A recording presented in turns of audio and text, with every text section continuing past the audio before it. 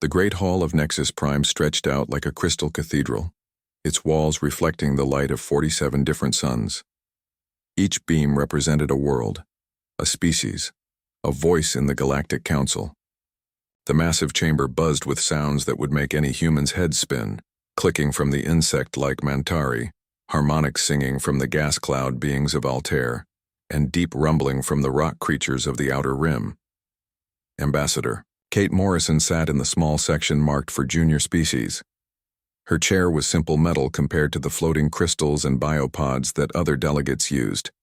The human section had only been added 30 years ago when Earth finally got permission to join the Council. Most aliens still saw humans as newcomers who got lucky with space travel.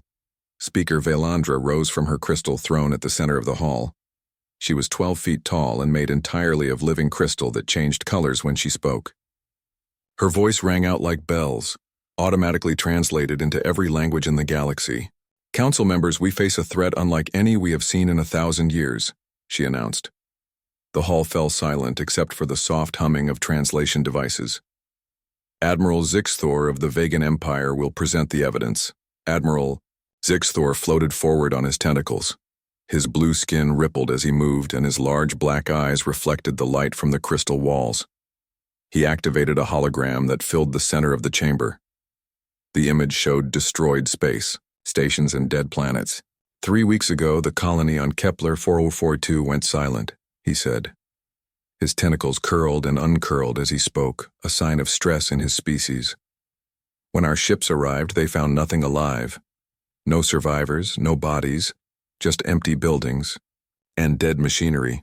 The hologram changed to show another system. Then Proxima Station stopped responding. Same result. Everything dead, nothing taken, no clues about what happened. A chittering sound came from the Mantari delegate. Through the translator, his words came out sharp and quick.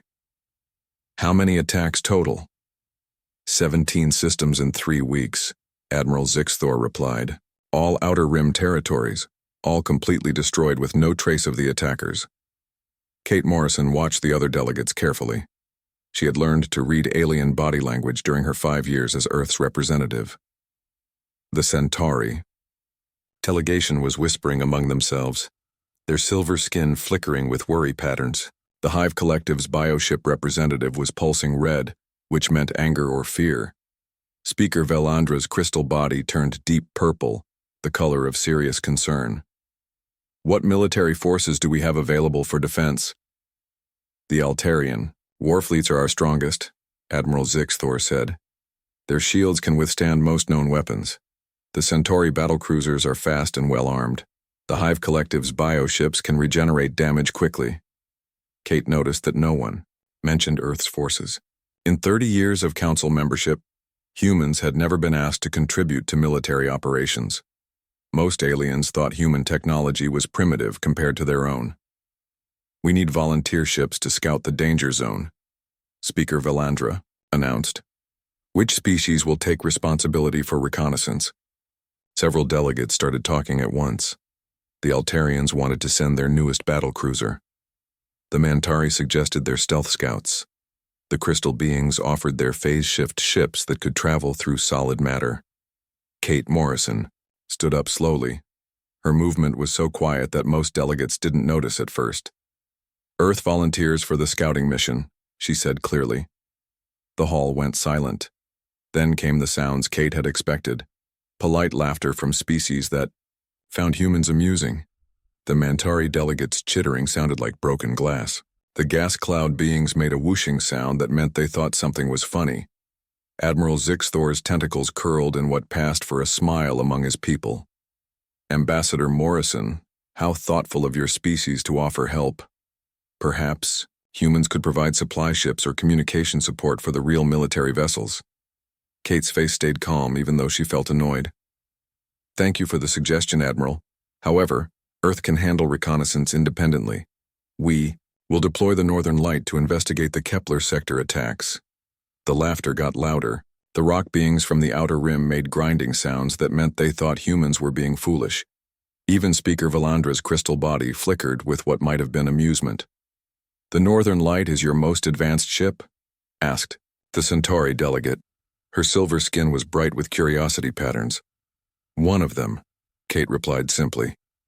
Speaker Valandra raised one crystal arm for silence. "Ambassador Morrison, while we appreciate Earth's willingness to help, this threat has already destroyed 17 heavily defended systems. Are you certain your ship can handle such danger?" Kate Morrison looked around the hall at all the alien faces watching her. Some looked worried for humanity's safety. Others looked like they were waiting for entertainment. A few seemed annoyed that humans were wasting time with impossible offers. Speaker Valandra, "Earth has been preparing for threats like this since we joined the Council," Kate said. "We understand the risks and accept them. The Primarch Collective's energy being flickered brighter. Humans have only been in space for 50 years. These attackers destroyed stations that had defended themselves for centuries." "All the more reason to try a different approach," Kate replied. Admiral Zixthor's tentacles waved dismissively. "Very well. If humans wish to sacrifice a ship for no gain, that is their choice. But when your northern light is destroyed, do not expect rescue missions. We wouldn't dream of it," Kate said politely. Speaker Valandra's crystal body turned official blue. "The Council grants Earth permission to conduct reconnaissance in the Kepler sector. All other species will prepare defensive positions around core systems. We will reconvene when reconnaissance reports are available." As the session ended, Kate Morrison gathered her simple data pad and headed for the exit. Behind her, she could hear aliens making bets about how long the human ship would survive. Some gave it days. Others were more generous and said weeks. Kate smiled to herself as she walked to her shuttle. If these aliens only knew what Earth had really been doing for the past 30 years, they might not be so quick to laugh. But they would find out soon enough. The Northern Light was already preparing to depart from Earth's hidden shipyards. Captain Alex Rodriguez and his crew knew exactly what they were getting into. More importantly, they knew what they were capable, how the galaxy was about to get its first real look at human technology. As Kate's shuttle left Nexus Prime, she sent a coded message to Earth Command. "Permission granted for Operation Revelation. Begin Phase 1. The response came back immediately. "Understood. Northern Light deploying in 6 hours. Time to show them what humans can really do." The Northern Light moved through space like a silver arrow, its hull reflecting the distant stars of the Kepler sector. To any alien observer, the ship looked ordinary, about the size of a standard exploration vessel with smooth lines and basic weapon ports. Captain Alex Rodriguez stood on the bridge watching the main screen as they approached the destroyed colony world. "Distance to Kepler 442, Lieutenant Walsh?" he asked. Emma Walsh looked up from her console. Her fingers moved quickly over controls that looked simple but contained technology no alien had ever seen. 2 hours at current speed, Captain. I'm already picking up strange readings from the system." Commander Jake Foster studied the tactical display. "Captain, the energy signatures don't match anything in our databases. Whatever hit this place used weapons we've never encountered before." Alex nodded. "Keep scanning.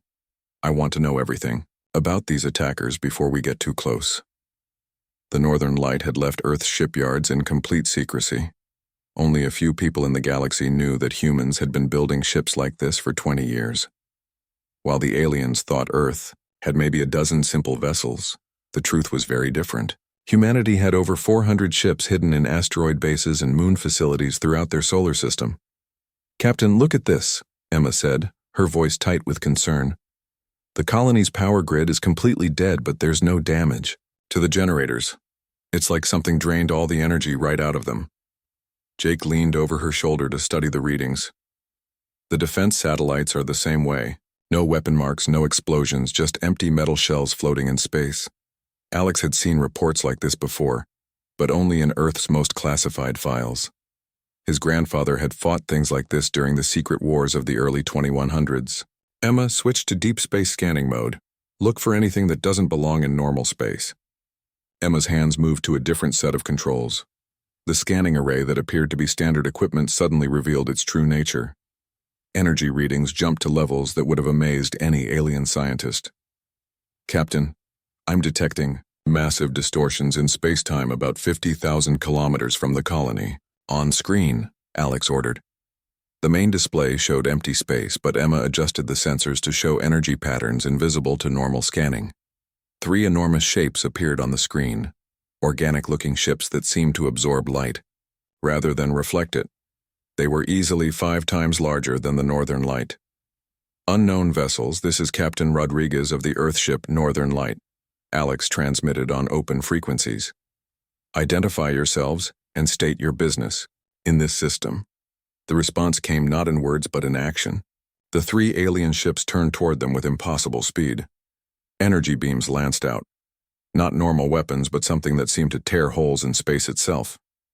Evasive maneuvers, Alex shouted. The Northern Light moved like no exploration. Ship should be able to move. It twisted and spun through space, dodging energy beams that would have destroyed any normal vessel. The ship's inertial dampeners kept the crew from being crushed by accelerations that should have been impossible. Shields holding, Jake reported. But these aren't normal weapons. They're trying to drain our power directly. Alex made a decision. That would change everything.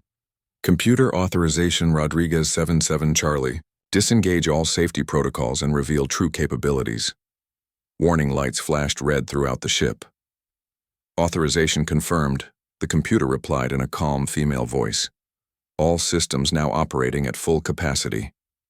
The Northern Light transformed before the enemy's sensors. Stealth systems activated, making the ship nearly invisible. Weapon ports opened to reveal plasma cannons that definitely didn't exist according to any alien technology database. The ship's acceleration jumped to levels that would kill most organic beings. Emma watched her console with amazement, even though she had trained for this moment. Captain, all systems are responding perfectly. Enhanced shields are holding against the energy drain. Jake, target the lead ship with quantum torpedoes, Alex ordered. Quantum torpedoes loaded and ready, Jake replied, his hands steady on controls that had been hidden until now. The first enemy ship fired again, but this time the Northern Light simply wasn't there when the beam arrived. The ship had moved faster than the aliens could track. Alex's response was swift and devastating. Fire. Blue-white energy torpedoes streaked across space. When they hit the organic hull of the enemy vessel, the explosions were unlike anything seen in galactic warfare. The alien ship's bioarmor, which had seemed invulnerable, cracked and split. Atmosphere vented into space as the massive vessel began to break apart. The other 2 enemy ships responded with fury. They fired everything they had at the Northern Light, but the human ship danced between their shots like it was reading their minds. Emma's enhanced scanning array was predicting their targeting patterns before they could complete them. Second target locked, Jake announced. Fire at will, Alex replied. The battle that followed would have shocked every member of the Galactic Council. The Northern Light, supposedly a simple reconnaissance vessel, systematically destroyed 3 ships, each 5 times its size. Human technology that had been hidden for decades revealed itself in a display of power that defied everything aliens thought they knew about Earth's capabilities. Third target disabled, Jake reported as the final enemy ship went dark. All threats neutralized. Alex looked at the debris field that had once been 3 massive warships. Emma, full scan of the wreckage. I want to know everything about these attackers. Emma's enhanced sensors revealed details that would have been impossible with standard galactic technology. Captain, these ships are definitely biological, but they're not from any known species. The hull material seems designed to absorb energy and convert it to usable power. Life drainers, Alex said quietly, just like the old report said. Jake looked up from his console. Captain, I'm detecting similar energy signatures throughout this sector. There could be hundreds of these ships out there. Alex activated the communication system. This is Captain Rodriguez to Galactic Council Command. Threat identified and engaged. Recommend immediate evacuation of all rim sectors.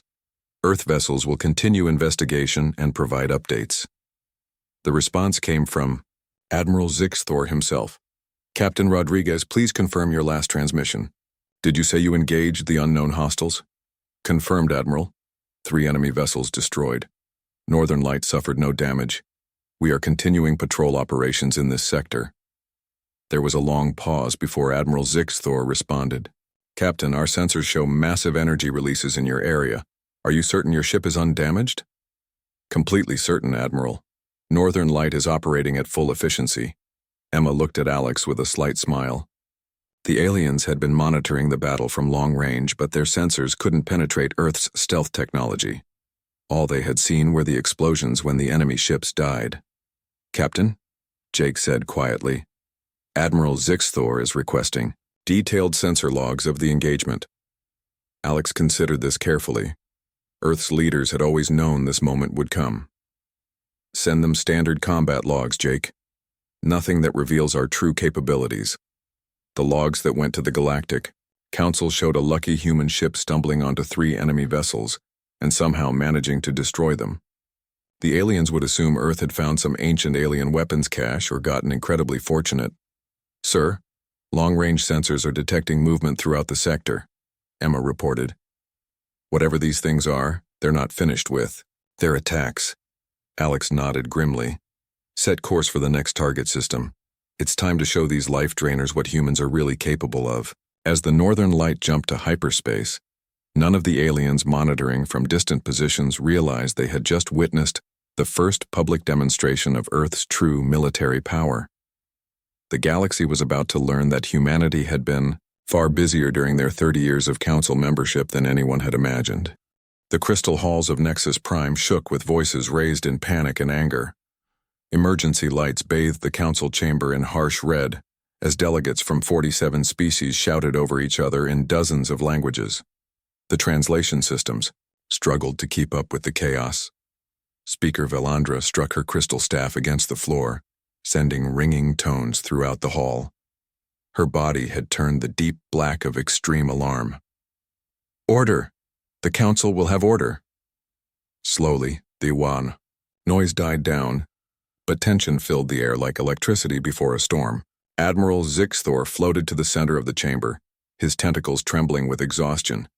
His blue skin had turned pale and his large black eyes were filled with something none of them had ever seen before. Fear. The situation has become critical, he announced.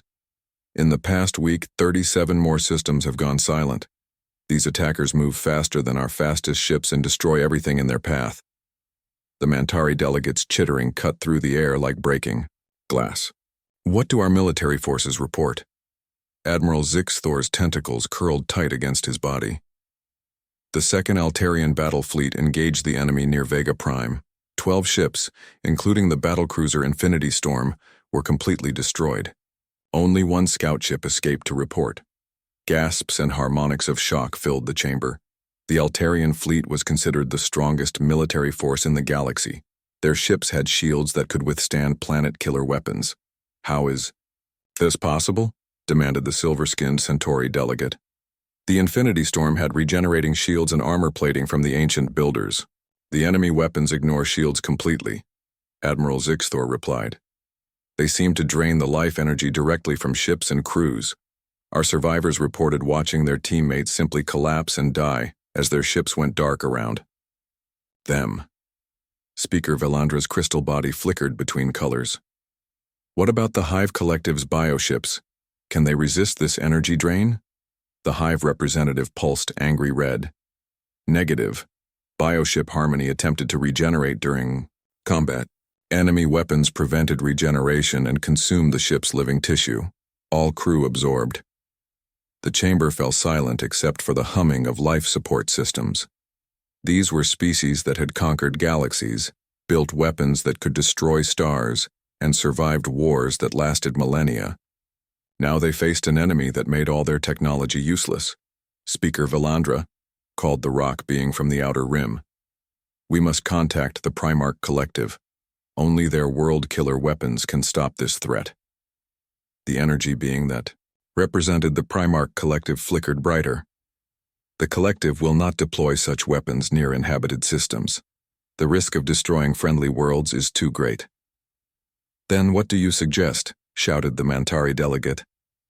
We evacuate entire sectors? Abandon 1,000 years of civilization? Arguments broke out across the chamber. Some species wanted to flee to the galactic edge. Others demanded last-stand battles around their homeworlds. The crystal being suggested retreating to dimensions beyond normal space. Ambassador Kate Morrison sat quietly in the human section, listening to her communication earpiece. Captain Rodriguez was reporting from the battle zone, and his words would change everything the aliens thought they knew about Earth. Kate stood up and walked to the center of the chamber. Her movement was so calm compared to the panicking aliens that several delegates stopped arguing to watch her. "Speaker Velandra," Kate said clearly, "Earth requests permission to address the Council regarding the current crisis." The chamber fell silent. Many delegates had forgotten humans were even present during the emergency session. The idea that Earth might have something useful to contribute seemed impossible. Speaker Velandra's crystal body turned curious blue. "Ambassador Morrison, Earth is welcome to speak, but I'm not sure what assistance your species can provide." Kate activated her personal hologram projector. Images filled the center of the chamber, detailed scans of the enemy ships, weapon analysis, and tactical data. The information was far more complete than anything the galactic military had managed to gather. "These attackers call themselves the Devourers," Kate began. "They are an ancient species that feeds on life energy. Our analysis shows they have been sleeping in dark space for thousands of years." Admiral Zixthor's tentacles straightened with surprise. "Ambassador, where did Earth obtain such detailed intelligence?" "Our reconnaissance ship Northern Light has been tracking and engaging Devourer forces for the past week," Kate replied calmly. The chamber erupted in shocked voices. The idea that a single human ship had been fighting these monsters while entire alien fleets were destroyed seemed absurd. Engaging them? The Centauri delegate's silver skin flickered with disbelief patterns. "Your Northern Light is an exploration vessel. How could it survive contact with these weapons?" Kate's expression remained calm. "Earth has developed specific countermeasures for energy-draining entities. Our ships are equipped with phase variants, shields, and quantum disruption weapons designed for this type of threat." The silence that followed was complete. Phase variance shields were theoretical technology that most species hadn't even attempted to build. Quantum disruption weapons existed only in scientific papers. Furthermore, Kate continued, "Earth proposes to coordinate the defense of galactic civilization using our full naval capacity." Admiral Zixthor's tentacles writhed in confusion. "Ambassador Morrison, Earth possesses perhaps 12 ships at most. The enemy force numbers in the thousands." Kate smiled for the first time since the crisis began. "Admiral, Earth currently has 417 operational vessels of various classes. We are prepared to commit our entire fleet to this engagement." The chamber exploded into chaos. 400 ships from humans? The species that had been in space for barely 50 years? The aliens chittered, harmonized, and pulsed with emotions ranging from disbelief to anger. "That's impossible." The Mantari delegate's voice cut through the noise. "Earth's industrial capacity couldn't build 400 ships in 30 years. "Earth has been very busy during our council membership," Kate replied simply. Speaker Velandra struck her staff for silence. "Ambassador Morrison, assuming your fleet numbers are accurate, what makes you believe human tactics can succeed where our most advanced military forces have failed?" "Because we've been preparing for this specific threat since joining the council," Kate said.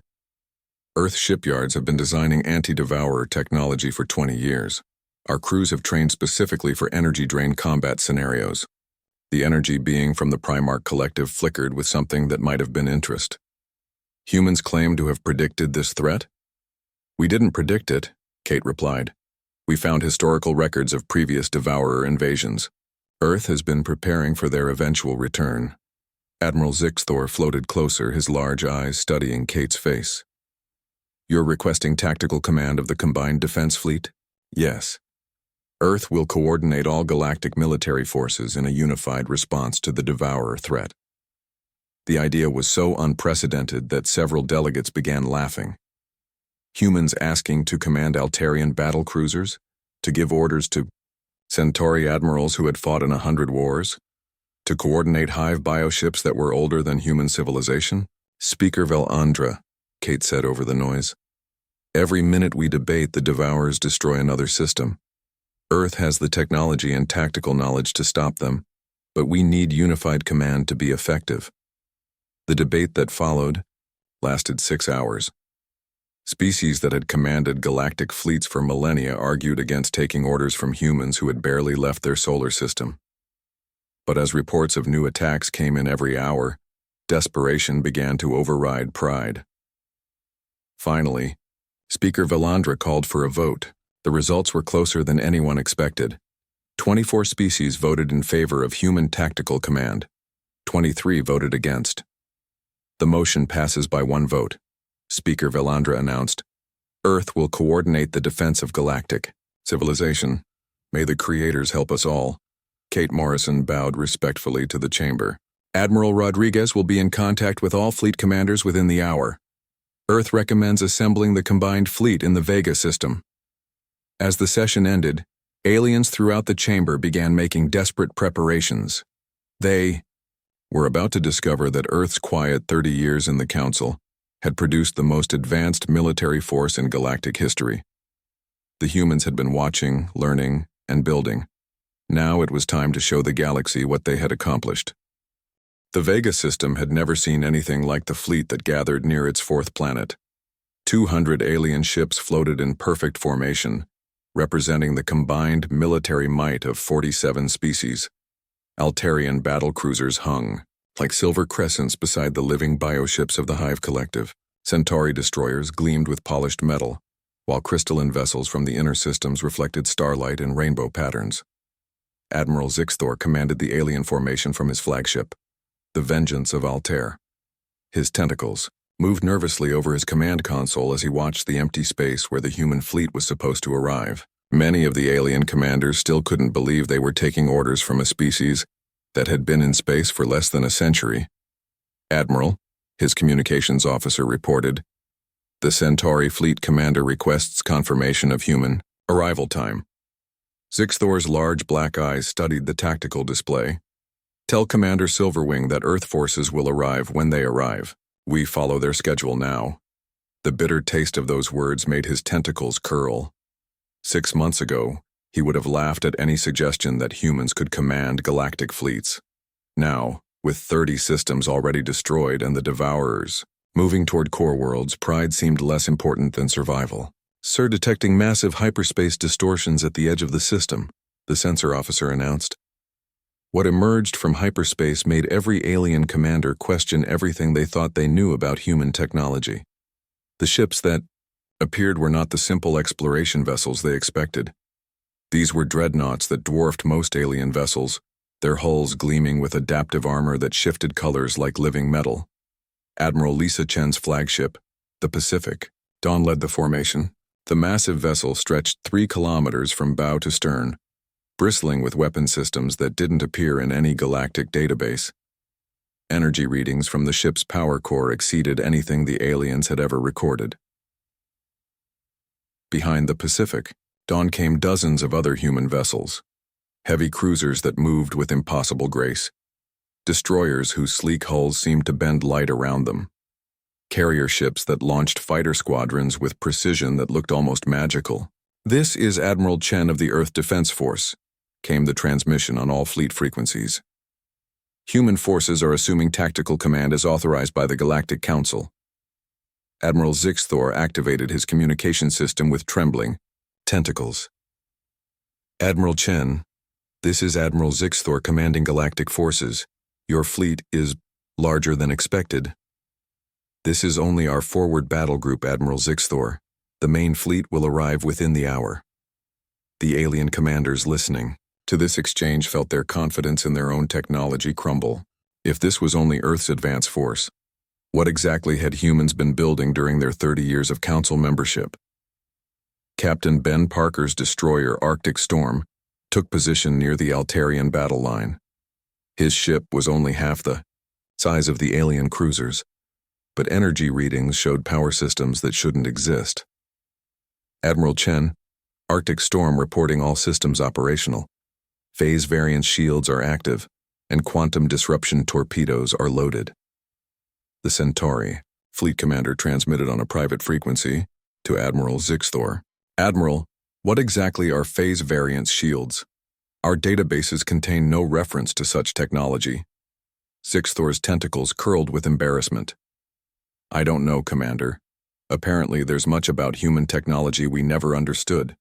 The arrival of Earth's main fleet answered that question dramatically. 300 more human ships emerged from hyperspace in perfect formation. These vessels were even larger than the first group, including massive carriers that launched thousands of fighter craft, battle cruisers that moved like predators, support ships whose energy signatures suggested manufacturing capabilities that could build new vessels during combat. Commander Ryan Torres led a squadron of heavy cruisers that demonstrated tactics no alien had ever seen. His ship seemed to phase in and out of normal space, appearing behind enemy positions before vanishing again. The technology required for such maneuvers was beyond anything in galactic databases. All human vessels, this is Admiral Chen, came. The fleet-wide transmission. Devourer forces are approaching from the galactic rim. Estimated contact in 6 hours. All ships will implement Formation Delta 7. The human fleet moved like a single organism. 400 ships shifted into a three-dimensional battle formation that would have taken alien fleets days to coordinate. The precision was inhuman, suggesting computer assistance beyond current galactic standards. Admiral Zixthor watched his own fleet struggle to match human coordination. Communications request Formation Delta 7 specifications from Admiral Chen. Admiral Chen responds that tactical data is being transmitted to all alien command ships now, came the reply. The information that flowed into alien computers revealed tactical thinking centuries ahead of current galactic doctrine. The humans weren't just using advanced ships. They were fighting with strategies that treated space combat as a three-dimensional chess game. Lieutenant Colonel Sarah Davis coordinated human fighter wings from the carrier expedition. Her pilots moved with reflexes that seemed impossible for organic beings. The alien observers realized they were watching enhanced humans, pilots whose reaction times and processing speeds had been artificially improved. Admiral Zixthor, transmitted the Hive Collective commander, human fighter pilots are demonstrating capabilities beyond normal biological limits. How is this possible? Before Zixthor could respond, Admiral Chen answered on the open frequency. Earth pilots undergo enhancement procedures that improve their combat effectiveness. Standard procedure for our space forces. The casual way she mentioned biological enhancement shocked the alien commanders. Most species considered such modifications dangerous and rarely attempted them. Humans apparently use them as standard practice. Sir, long-range sensors are detecting the Devourer fleet, announced Zixthor's sensor officer. Estimated numbers exceed 2,000 vessels. The alien ships in the formation suddenly seemed very small compared to the approaching threat. Even with human reinforcements, they were outnumbered 5-1 by enemies that had already proven their ability to destroy entire fleets. Admiral Chen's voice came across all frequencies, calm and confident. All ships, prepare for engagement. Human vessels will implement anti-devourer protocols. Allied ships will support as directed. Captain Parker aboard the Arctic Storm activated systems that had been hidden even from his own crew until this moment. Admiral, all quantum disruption weapons are armed and ready. Enhanced targeting computers are online. The weapons that emerged from hidden ports on human ships defied everything. Aliens thought they knew about energy manipulation, plasma cannons that could disrupt the molecular bonds of any known material, torpedo launchers that fired projectiles capable of tearing holes in space-time itself. Admiral Chen, this is Commander Torres, came another transmission. Stealth Squadron is in position. We're ready to begin phase strike operations. Admiral Zixthor's tentacles trembled as he tried to understand what he was hearing. Phase strike. Operations required technology that could move ships through dimensions beyond normal space. Such capabilities were theoretical at best. Human fleet, commence Operation Starfall, Admiral Chen ordered. What happened next would be remembered as the moment galactic civilization realized it had completely misjudged humanity's capabilities. The human ships moved with coordination that suggested artificial intelligence assistance. Their weapons fired in perfectly timed volleys that created cascading effects across Devourer formations. Commander Torres led his stealth squadron in attacks that appeared to violate the laws of physics. His ships materialized inside enemy formations, delivered devastating strikes, and vanished before the Devourers could respond.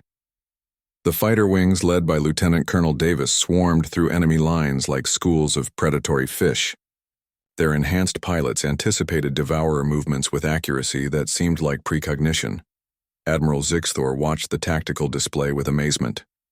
The human fleet wasn't just fighting the Devourers. They were systematically dismantling an enemy force that had destroyed every other military formation it had encountered. "All alien vessels, this is Admiral Chen," came the transmission. "Move to support positions as indicated. Human forces will handle primary engagement." For the first time since the crisis began, Admiral Zixthor felt something he had almost forgotten: hope. The humans weren't just advanced. They had been preparing for this exact threat for decades. The galaxy was about to witness the true power of a species that had spent 30 years quietly becoming the most formidable military force in known space. 3 days after the battle, Luna Station orbited Earth like a crystal crown around humanity's homeworld. The massive facility had been built in secret over 20 years, its true size hidden from galactic surveys by stealth technology that made most of it invisible to alien sensors. Now, for the first time, delegates from every major species could see what humans had really been building.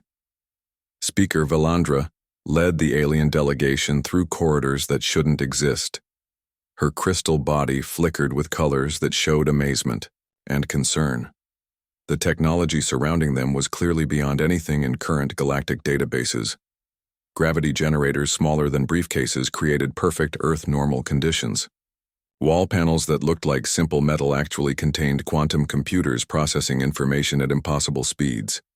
President Helen Martinez walked beside the delegates, answering questions with the patience of someone who had been preparing for this moment for years. Behind her, Admiral Chen provided technical details that made alien scientists question everything they thought they knew about physics. "President Martinez," Admiral Zixthor said, his tentacles curling with confusion, "your species has clearly possessed advanced technology for decades. Why did Earth never reveal these capabilities to the Council?" President Martinez paused beside a viewing window that showed Earth's blue surface below. "Admiral, when we joined the Galactic Council 30 years ago, we discovered that most species saw humans as primitive newcomers. Rather than argue with that assessment, we decided to learn everything we could." She led them into a section of the station that contained laboratories where human scientists worked with technologies that bordered on magical. Matter-energy conversion systems that could transform raw hydrogen into any element. Medical facilities, where injured humans regenerated using techniques that combined alien biology with human innovation. Every cultural exchange, every trade agreement, every technology transfer taught us something new. President Martinez continued. "We studied not just what other species had built, but why they built it and how we could improve upon their designs." Dr. Victor Lang joined the group at the Central Research Facility. The elderly scientist had led Earth's technology development program since humans first encountered alien ships. His team had spent 3 decades analyzing every piece of galactic technology they could acquire. "Speaker Valandra," Dr. Lang said respectfully, "your crystal-based computing systems taught us how to build quantum processors. Altarian shield technology showed us how to manipulate energy fields. Centauri manufacturing techniques helped us develop automated shipyards." The Centauri delegate's silver skin flickered with realization patterns. "You reverse-engineered our technologies and improved upon them?" "We learned from them," Dr. Lang corrected gently. "Every species in the galaxy contributed to human advancement, whether they realized it or not." Admiral Zixthor's large black eyes studied the humans carefully. "Your fleet numbers alone suggest industrial capabilities we never suspected. How many ships does Earth actually possess?" Admiral Chen smiled slightly. "Our current active fleet numbers 1,200 vessels across all classes. We maintain production facilities capable of building approximately 50 new ships per month when necessary." The numbers sent shockwaves through the alien delegation. 1,200 ships represented more firepower than most species possessed in their entire history. The industrial capacity to build 50 ships monthly suggested manufacturing technology That was generations ahead of galactic standards. "Where are these shipyards?" demanded the Mantari delegate, his chittering voice sharp with suspicion. "Galactic surveys have never detected such massive industrial facilities." President Martinez led them to Luna Station's Central Command Center. Here, massive holographic displays showed real-time information from throughout human space. The aliens realized they were looking at monitoring networks that extended far beyond Earth's solar system. "We build our ships inside asteroids, on the dark sides of moons, and in deep space facilities that move constantly," Admiral Chen explained. "Stealth technology has been one of our primary development focuses." Commander Jane Phillips demonstrated the monitoring system's true capabilities. With a few commands, she displayed detailed intelligence on every major species' military capabilities, technological developments, and potential threats. The aliens realized that humanity hadn't just been hiding their own advancement, they had been quietly becoming the galaxy's most informed intelligence service. "You've been watching us," Speaker Valandra stated, her crystal body turning deep purple with concern. "For how long?" "Since the day we joined the Council," President Martinez replied honestly. "We knew we were the newest and weakest species in galactic civilization. The only way to survive was to learn everything about everyone else." The display showed historical data that stunned the delegates. Earth had been tracking Devourer movements for 6 months before the attacks began. Human analysts had predicted invasion routes, identified vulnerable systems, and prepared countermeasures while the rest of the galaxy remained unaware. When we detected the first signs of Devourer activity, we had already been developing anti-energy drain technology for 15 years, Dr. Lang explained. "Our ancestors faced similar threats during Earth's early space expansion period." Admiral Zixthor's tentacles trembled as the full scope of human preparation became clear. "You knew this attack was coming?" "We knew something like it was inevitable," Admiral Chen replied.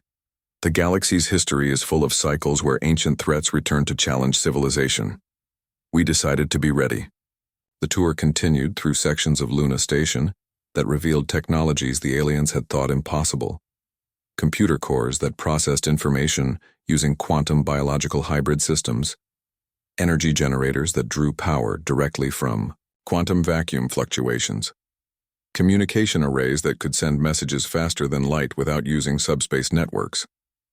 President Martinez led them to the station's Strategic Planning Center, where human analysts had spent years studying galactic civilization's weaknesses and strengths. "Every species has remarkable capabilities," she said, "but each also has blind spots and limitations. We learned to compensate for what others couldn't see." The Primarch Collective's energy being flickered with something that might have been respect. "Humans have become more advanced than any individual. Council species?" "Different," Dr. Lang corrected. "We focused on integration rather than specialization. Where other species developed one area of technology to incredible heights, we tried to advance everything simultaneously." The final revelation came when President Martinez showed them Earth's true defensive capabilities. Hidden throughout the Bier solar system were weapons platforms that could destroy entire fleets, shield generators that could protect whole planets, manufacturing facilities that could replace losses faster than enemies could inflict them. "What does Earth want now that your capabilities are known?" Speaker Valandra asked the question that every delegate was thinking. President Martinez looked out at the stars beyond Luna Station's windows. "We want exactly what we've always wanted, to learn, to grow, and to help protect galactic civilization. The difference is that now you know we have the ability to do it effectively." Admiral Zixthor floated closer to the viewing window. "And if other species had refused to accept human leadership during the crisis? Then we would have defended Earth and our allies while you made your own choices." Admiral Chen replied simply. "We never intended to force our protection on anyone." The key honesty of that statement struck every alien present. Humans had developed the power to dominate galactic civilization, but they chose to remain quietly helpful instead. They had solved the Devourer threat without demanding anything in return. "The Galactic Council will need time to adjust to this new reality," Speaker Valandra said carefully. "Many species will want to renegotiate treaties and agreements now that Earth's true capabilities are known." President Martinez nodded. We understand, but we hope the Council remembers that human goals haven't changed. We want peace, cooperation, and mutual advancement for all species. As the alien delegations prepared to leave Luna Station, each carried with them a new understanding of humanity's place in galactic civilization. The species they had dismissed as primitive newcomers had quietly become the most advanced civilization in known space. Earth's patient approach to galactic citizenship had positioned them as protectors rather than conquerors. They had shown that true strength came not from domination, but from the wisdom to help others while remaining humble about their own capabilities. The galaxy was safer now, guarded by a species that had spent 30 years learning to be worthy of the responsibility. Humanity had proven that sometimes the greatest power came from choosing not to use it until absolutely necessary.